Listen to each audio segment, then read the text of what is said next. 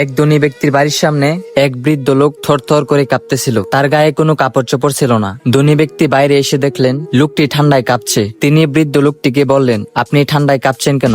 আপনার কি গায়ে কাপড় চোপড় নেই? তখন সেই বৃদ্ধ লোকটি বললেন, আসলে এই ঠান্ডা আমি মানিয়ে নিয়েছি, আমার শরীরে অত আর কষ্ট হয় না, আমি খালি গায়ে রাত কাটিয়ে দিতে পারবো। বৃদ্ধ লোকটিকে দেখে ধনী ব্যক্তির অনেক মায়া লাগলো। তিনি বললেন, আপনি এখানে 5 মিনিট দাঁড়ান, আমি আমার বাসা থেকে আপনার জন্য শুকনো কাপড় নিয়ে আসছি, ওটা পরলে আপনার আর ঠান্ডা লাগবে না। এই কথা বলে ধনী লোকটি তার ঘরে গেলেন। কিন্তু ভেতরে গিয়ে তিনি বিভিন্ন কাজে এত ব্যস্ত হয়ে পড়লেন যে বৃদ্ধ লোকটির কথা আর মনেই রইল না। শেষে তিনি ঘুমিয়ে পড়লেন। সকালে ঘুম থেকে উঠার পর হঠাৎ বৃদ্ধ লোকটির কথা মনে পড়লো। তিনি দৌড়ে কাপড় নিয়ে বাইরে গেলেন। গিয়ে দেখলো বৃদ্ধ লোকটি আর নেই, সে ঠান্ডায় জমে মারা গেছে। বৃদ্ধ লোকটির মরদেহের পাশে একটি চিরকুট ছিল। আপনি যখন ছিলেন না তখন আমি ঠান্ডা সহ্য করে নিতাম, আপনি আমাকে লোভ দেখিয়েছিলেন, আর ওই গরম কাপড়ের অপেক্ষা করতে করতে আমি ঠান্ডায় জমে মারা গেলাম।